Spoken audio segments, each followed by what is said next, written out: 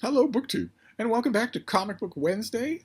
This is an epic collection collaboration between the forces of stately Vaughan Manor and Hyde Cottage, where Michael K Vaughan and I talk about the comic books on which we misspent our separate youths. And the title comes from a series of videos that Michael was doing anyway before I horned my way in, called Epic Comic Book Wednesdays, where he was looking at Marvel's epic collections.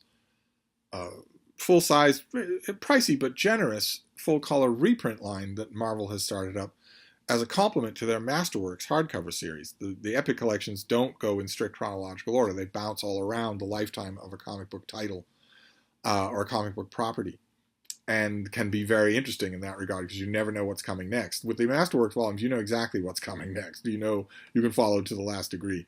But with epic collections, you never know what Marvel's going to package together next. And Michael and I have decided that two things. One, that he would pick the book every week that we do. And two, that we wouldn't restrict ourselves to the epic collections, even though that was the original impetus for these videos. There are a lot of other comic book reprints. There are a lot of other comic book subjects. So we talk about whatever he chooses for any week. But the last few weeks, we have been gone back to our home roots. We've been going back to epic collections. And that is true this week. We're doing a great epic collection this week. Absolutely great. It's this. It's Conan, Out of the Darksome Hills. And there is Conan, fresh from slaughtering a field of enemies, looking up at you.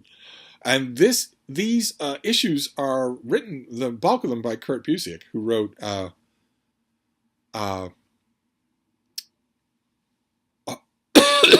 who wrote a whole bunch of classic Marvel and DC characters in classic runs. I'm blanking right now off the top of my head on his most famous thing. I want to say Kingdom Come, but that's Mark Waid. Busiek wrote, that's going to bother me, Avengers Forever, I know, but nobody's going to know that. Well, anyway, he's a terrific comic book writer, and Michael mentions in his video, I'll leave a link to his video down below, that he was a little bit on the fence wondering when the Robert E. Howard literary estate moved the licensing right from Marvel Comics, which has had Conan the Barbarian for decades, to Dark Horse Comics. Dark Horse is a much smaller, heartfelt, but a much smaller outfit. And like Michael, when I heard that news, I thought, oh, this could be bad. But when Dark Horse got the rights to Conan and worked on it for a while, and then they issued a freeze issue number 0 of Conan the Barbarian. That was supposed to be just a teaser, supposed to be just an introduction, both to Kurt Busiek's perception of the character and also to artist Cary Nord's rendition of the character. Keep in mind, this would have been a Conan reading comic book audience that was so used to John Buscema and Roy Thomas, who had been doing Conan forever, that any change would seem weird, would seem a little odd, and might make them touchy. I don't know if Cary Nord did the cover of this book, but I want to caution you all again, as I do all the time when we see bad fantasy or romance covers. Don't hold your sword like that, okay? It will cut your fingers off. But anyway, I think to allay those initial apprehensions, Dark Horse put out an issue number 0 of their Conan, so that you would get a taste of what was happening. And that issue number 0 is probably the greatest introduction to any comic book run that I have ever seen. It completely allayed any worries on the subject. It let you know that Dark Horse's adaptation of Conan would not only be as good as Marvel's adaptation, but in many, many, many ways maybe better. Certainly a lot less hampered by the fastidiousness of the old-style comic book code authority. That first issue, that issue number 0, starts off with a caravan. I've showed it to you many times, but I love it, so I'm going to show it to you again. It starts off with a caravan wandering through the wilderness. A rich prince, his vizier is on a horse beside there. He's got his servants. When they come across a fallen statue, obviously very old, in the middle of this cave, there's dust and cobwebs everywhere. It's a piece of antiquity that they're looking at, a brooding king sitting on a throne. We know who that is as a reader, but they don't. The prince has no idea. But he looks at this figure. See Cary Nord's artwork? The prince is sort of dreaming. He looks at this figure and wants to know what's going on. The inscription, his vizier, who is not what he seems, says, his name was Conan, a peasant's name, common as mud. and the runes are eroded, the language crude, but if I make them out correctly, the inscription reads, "In our hour of darkness, when serpent strikes, he shall return." And the prince says, I wonder, did he? The prince is intrigued. He can't help himself. Just looking at his statue, he's intrigued. And his wazir says, "I assure you, my prince, it is arrant nonsense, a standard legend. These primitive tribes, they made of every bandit leader a chief, of every chieftain a king, of every king a god. This Conan was doubtless some bestial strongman who briefly terrified over peasants through fear and the blade." But the prince is lost. He's thinking to himself. See, the lettering is smaller in that upper bubble because he's just musing to himself. They respected him. They longed for his return.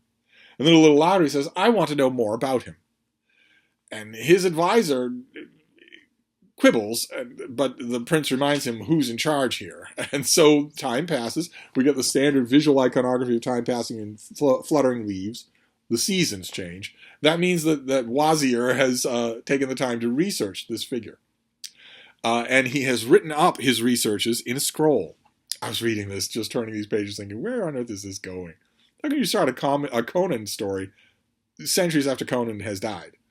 I was reading it. I was not prepared for what comes next, because for decades, Michael is a wee bit too young to remember, but I had those same apprehensions when Marvel got the rights to Conan the Barbarian long time ago. I was a Conan fan before then, and I remember thinking, how can you make Conan into a comic book? This might not go well. I was totally wrong. Marvel did a great job, but those original stories, those stories that I read in those Elsbreg de Camp paperbacks, always started with a prologue, a rolling orotund prologue that told us everything we needed to know in a thumbnail about the character of Conan before we launch into whatever adventure he's having. And that prologue, I needed this issue number 0 to tell me it, to remind me. That prologue is also set far in the future, long after Conan is gone. That prologue is also telling someone about Conan long after he has left the picture. And that prologue starts with, "Know, O Prince." In other words, it's addressed to the prince. It's in the vocative, which means it's the letter O, not O-H. It's O, little town of Bethlehem. It's you're speaking to someone. You're evoking them. It's a particular usage of English. It doesn't usually happen much anymore, but even so, the single letter O is correct. And I don't know how many times I read that in Conan stories and Conan pastiches and Conan whatevers. "Know, O Prince."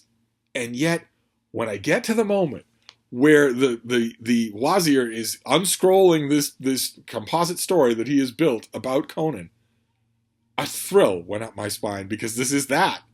This is that moment, which no one had ever thought to dramatize before.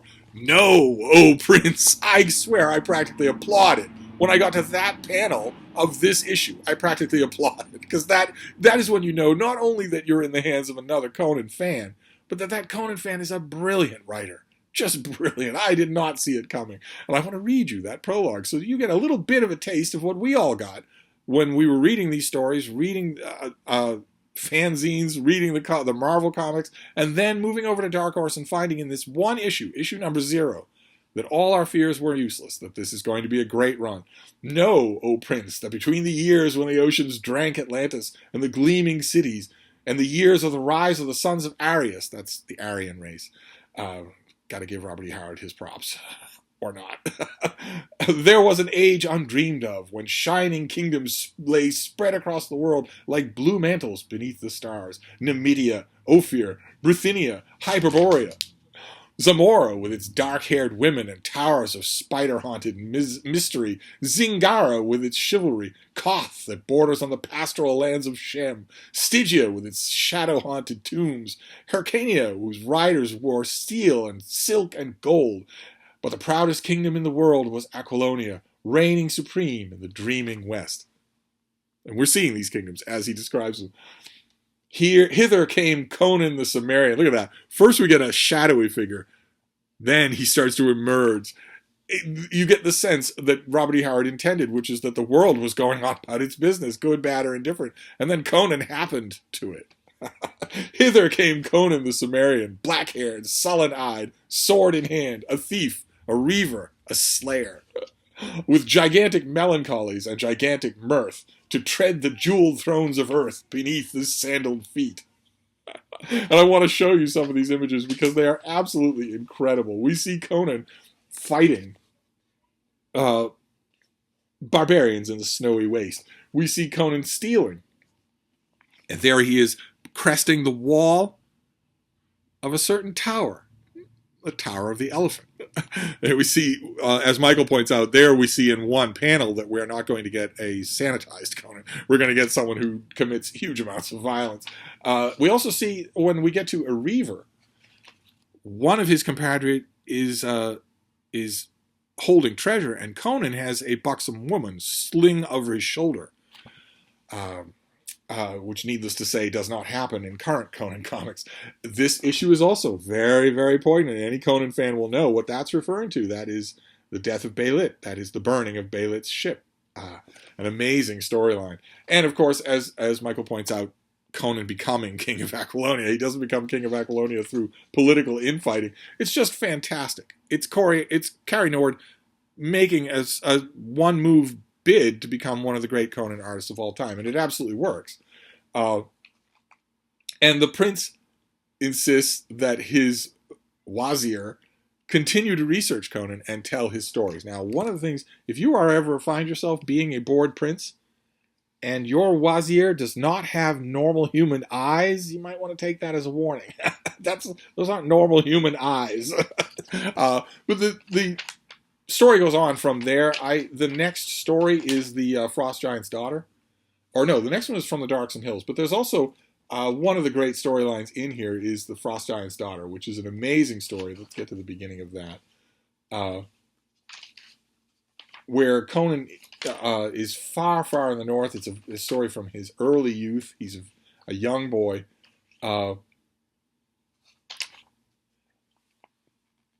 And he encounters, in the middle of these frozen wastelands, he's practically the only one alive, he encounters a naked woman. She's just a cloth around her. And she is luring him into a trap that her two brothers are going to cut out his heart and eat it, give him as a sacrifice to their father. But the whole time that he's chasing her across the northern wastes, the reader in the story or in the comic book adaptation, see the narration is typed. The type font they use is a manual typewriter. And the backup feature of all of these Dark Horse Conan stories was a few pages of Robert E. Howard writing these stories and living his tortured, doomed life. But in this story, Conan follows her, and we start to wonder if any of this is real, or if he's just freezing to death on a battlefield. But the girl calls out to her father, a winter god, and he saves her. And when Conan wakes up, he thinks that he might have imagined it. He might have just taken a strong blow to the head and imagined everything. But he still has the cloth. And I disagree with Michael here just a little. I know this is not going to be one of our epic disagreements because this is a great, great collection. He hints in his volume that he thought the Marvel Comics adaptation of the Frost Giant's daughter was better. I don't see that at all. I think the Dark Horse adaptation is just superb. And you also get a huge amount of violence in these issues. You should prepare for that if you want to read them, although you're not going to be able to. Because, once again, Michael and I are inadvertently trying to drive you to the poorhouse. We pick an epic collection. I randomly look online just to see what it's like, and it turns out that it's hugely expensive. This is like $70 to get this thing online. We're not trying to bankrupt you. Honestly, we're just going where Michael's whim takes him. But in the old Savage Sword of Conan, the oversized black and white magazine that Roy Thomas did for Conan, he was a little bit more free with the gore, but then everything changed. The world just changed. The Punisher movies came and went. So violence, gore is not a problem in Conan magazines anymore. So you get Conan just disemboweling people like just straight like that. And not only does it happen, but it's given prominence. He just rams a sword down someone's throat. So you just need to be prepared for that. Also, these issues are far, far more grotesque with the supernatural. I'm never going to be able to find it, but there are all sorts of grotesque, creepy crawlies in these storylines. In addition to lots and lots of... Oh, wait. Did I find it? Did I find it quite by accident? There are some... Yes, I did. Okay. there are some wonderful adaptations of. Yeah, there we go. There's a creepy crawly right there. It eats people and they float around inside its semi-translucent belly. And Michael pointed out in his video that when you get the Conan license, when you suddenly have access to the Conan material, you can do two things. And you should, if you're wise, you'll vary between the two of them. Roy Thomas knew this right away. You can do your own explicit adaptations of classic Robert E. Howard stories.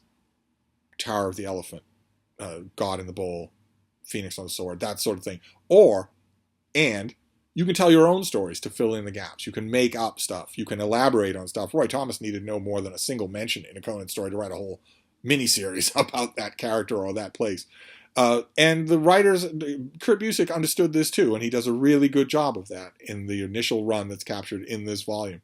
Conan went on for a while at Dark Horse, and there were ups and downs, there were hits and misses. I bought these individual issues as long as Cary Nord was drawing them. I realized right away what a great Conan artist he was. I mean, you barely need to look at any of these things to know how fantastic they are. I mean, look at that artwork. That's just incredible. And I wasn't that much of a fan of other Dark Horse Conan artists, but I was happy. That was one of the reasons why I kept buying Dark Horse. I would tell my comic book, the guy at my local comic book store back then, used to tease me and say, wait a minute, I thought you only got superhero comics and only from DC. What are you doing buying Dark Horse? And I said, Conan. And he said, you don't need to say any more than that. They are doing a great job. So I was happy when Marvel came out with this Epic Collection. I bought it for the usual. It was $40 when it came out. I got it at half price at Barnes & Noble with my employee discount. And now it's collectible. But after a while, all good things must come to an end. After a while, the Conan license went back to Marvel. And once again, now for the third time, I saw that with a clench of apprehension. Because Marvel was in the process, when it got this license, it was in the process of changing, drastically changing, becoming ideology-driven rather than profit-driven, rather than pleasing the readers-driven, becoming explicitly political, explicitly ideologically driven. And we all know the ideology. It's the so-called fake, shrill, censorious, fascist, progressive ideology, which means that women will be more prominent than men. They will all be stronger than men. They will all be contemptuous of men. They will all be black. They will all be lesbian. They will all be fantastic at easily defeating the villains that the old white guys had problems with. And it'll all be about eating and self-validation. Marvel Comics is almost entirely degenerated into that now, to the point where there is no Marvel comic currently being made that's worth the paper it's printed on. And it's expensive. The issues are, you have to pay quite a bit. You have to pay $5 a pop to be lectured to and condescended by morons in their 20s, which has driven, I would argue, has driven an enormous chunk of longtime Marvel fans completely away from the whole process of Comic Book Wednesday, from the whole process of buying new issues. If the characters that you know and love are gone, dead, invalidated, scorned, or completely unrecognizable, why would you go and do that for 3 times the cover price? You wouldn't, especially not when both Marvel and DC are engaged in enthusiastic reprint programs, so you never run out back issues to read of stuff that wasn't ideologically driven. But when the Conan license went over to Marvel, I naturally clenched a little, because Conan is the epitome of everything that Twitter progressive leftist ideology hates. He's the whole checklist is that prologue that I read you. That is the whole thing. They would look at him as being, well, the joke that went around is that Marvel Comics version of Conan would be called Conan the Problematic. He's everything that. He's white, he's heterosexual, he's violent, he's enthusiastically lusty.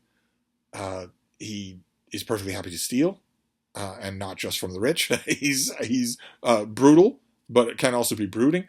That can't happen. And I knew that when Marvel got this license. I thought, well, okay, that can't happen. Marvel is run by ideologues. Marvel's not run by comic book enthusiasts. It's run by ideologues who, I guess, are being allowed to hemorrhage sales because Marvel has the ultimate backstop of $14 billion cinematic property. I don't know what the reason is. I can't imagine any corporate lawyer who would say that any division of this sprawling company is allowed to hemorrhage money, but Marvel Comics seem to be allowed to hemorrhage money by actively antagonizing the people who buy their comics. I've mentioned before on this channel how they've systematically gone at all of the icons of all of the kind of heteronormative comic book fan favorites that have existed. Replace Iron Man, Tony Stark, with a teenage black girl. Get rid of the Fantastic Four. Turn the X-Men into the Brotherhood of Evil Mutants. Turn the X-Men into racist bigots who live on their own island and think they're better than everyone else. Exactly what Magneto said for 50 years, and that Stan Lee had his heroes argue against. That is what the X-Men are now. Another head on the wall is to have a panel in which Captain America, not a fake, not a duplicate, not a double, not a dream, says Hail Hydra, basically Hail Hitler, that Captain America was a Nazi all along. Have Thor become a sodden drunk who isn't worthy to lift his own hammer and eventually loses an arm out of incompetence. And so on down the line. Just get rid of each one of these characters and replace them with characters that no one reads, no one buys, no one remembers, no one likes. I thought, well, okay, you can't do that with Conan. The Robert E. Howard estate, they could pull the license if you start coming out with Conan the Problematic. And for a long while, Marvel did not. For a long while, their Robert E. Howard properties were terrific. Some of those early Conan volumes, I don't know if they're in Epic collections yet, but some of their early Conan issues, when they got the license back, are very, very good. It took me a couple of rereads to realize that maybe there was a game going on beneath the surface, which is now something you have to think about with Marvel Comics that you didn't before. Because the people who run Marvel Comics now, the people who put out the comics, the editors, the artists, the writers especially, are playing a long game of propaganda. They don't care about the comics at all, but they do want to sort of trick, subvert, and antagonize their long-term readers. It wasn't until I looked at the original plot line of the Marvel's first big extended Conan run, once they got the license back, that I realized that the essential plot of that long many-issue arc is that Conan's entire life, from his boyhood to his old age, has been entirely controlled by a woman, by a female witch. I don't know if that was part of the deal or not, but it was hard not to notice it when you look at it, from 30,000 feet, especially since I don't really get the ongoing Conan comics anymore. I don't even know if they're made anymore. Marvel has recently started doing a King Conan, a later stage in Conan's life when he's king of Aquilonia and he has a teenage son named Khan, Prince Khan. And I got the first 2 issues of those because the artwork was really, really good and the concept intrigued me. Marvel also did a King Conan. And also, I admit, snottily, because in the back of my mind I was thinking, okay, how many issues is it going to take for them to make Prince Khan, Conan's son, gay? It won't be more than 6 issues, but how many will it be? Will it be 2? Will it be 3? He's not. In the stories, he's not. In any kind of adaptation, he's not. But it doesn't matter. In current Marvel Comics, everyone is gay. So the percentage of gay in the population is 80 or 95%. So Prince Khan would be a win for them, would be another head on the wall. I just wondered how long it would take. I've read 2 issues of Marvel's King Conan. It hasn't happened yet, but it will. But I don't think the issue is good enough for me to want to continue. I think Marvel, the bean counters at Marvel, not the ideologues who are running the floppy comics.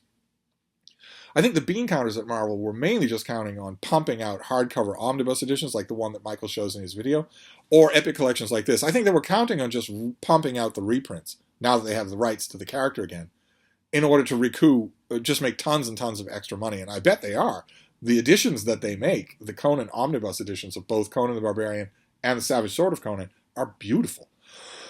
They are well worth the exorbitant price tag that they have. They are beautiful volumes. If you don't mind the heavy nature of those omnibus editions, you've got to have them all. It's just a fantastic realization of the character that happened for decades. The one, whether or not Marvel continues to do that and maybe just cancels the Conan floppy comics, whether or not they lose the license, as they easily could do, if they make Prince Khan gay, the Robert E. Howard estate may say, this breaches your contract. You you're contravening the essence of the character that's right there in the contract. So we're pulling the license. You can't do this anymore. We'll let Dark Horse do it again, or we'll find somebody else. That could easily happen. I don't think that's impossible. But whether that happens or not, it does raise a question for me about this Epic collection that I didn't hear Michael address in his video, and that I've never been able to find an answer for. Maybe one of you knows, or maybe he knows the answer and just didn't think to say it. I understand why Marvel would do an Epic collection of this great initial run on Dark Horse, Conan. Because it's great stuff, and anybody's going to want to read this. And they, I guess, have the rights to do it. If they have the right to Conan, now maybe they have the right to reprint Conan, even if it was done under the auspices of a different publisher. What I don't understand about this is why, I mean, Michael mentions that in the, let me get you an example here. The covers of the individual issues in this collection, here we go, that the covers no longer say Dark Horse on them, of course, because this is a Marvel comic. But I don't understand how Marvel gets away with not even mentioning Dark Horse in the tiny print of the copyright notice. There is no mention, as far as I can tell, there is no mention anywhere in this Epic collection that Marvel did not originally publish these issues. And they didn't. And I used to think that was an ironclad rule of the publishing world, that you had to give credit where credit was due. Why isn't this volume technically piracy? Why is that? Isn't it piracy if Marvel doesn't credit the original publisher? That's the thing that I don't understand about this. But I loved the issue. I probably shouldn't have got it. I wouldn't get it for $70. I probably shouldn't have got it because I had this already. I had a Dark Horse's own reprint of this same stuff, of these same issues. You get a little bit more with the Dark Horse in terms of raw issues, and you get a little bit more with the Marvel in terms of the sketchbook stuff at the back. So they're not identical volumes, different covers and whatnot. But I already got this from Dark Horse ages ago. This was $25 when I got it from Dark Horse. I got it for $12 with my employee discount, and I shudder to think how expensive this must be. This is called Birth of a Legend. It's the Dark Horse Conan Omnibus Volume 1. I shudder to think what the price of this would be online. I don't even want to check. But I already had all of these issues, and I also have all of the individual issues. So I don't have the omnibus, the one that Michael K. Vaughan held up. But this is one instance, even though I don't have the omnibus, this is one instance where I really can't make fun of him for multiple buying. That's the thing that comic book fanatics tend to do. They multiple buy. He has the Conan Epic Collection. You might say, well, if you already had the omnibus, why did you get the Epic Collection? It's the same issues. I might tweet him on the same subject, but I can't do it because I have multiple copies of these myself. They're just so good that the packaging says it all. So that's your Comic Book Wednesday for today. An absolute winner. Out of the Darksome Hills, Conan the Barbarian at his most savage with no PC overlays whatsoever. This is a brooding, horrible, brutish character that you still find noble. You still find him refreshing. Who knows what Michael will pick next week? I'm almost lulled into a false sense of security because every week he has picked something for the last month he has picked things that I love. Which hasn't always been the case on Comic Book Wednesdays. So will he pick something terrible next week to end the streak? Or will he just keep pleasing me? I don't know, one way or another. He doesn't tell me until right beforehand, so we'll find out together. So I'll wrap this up for now, and I will see you then. Thank you, BookTube.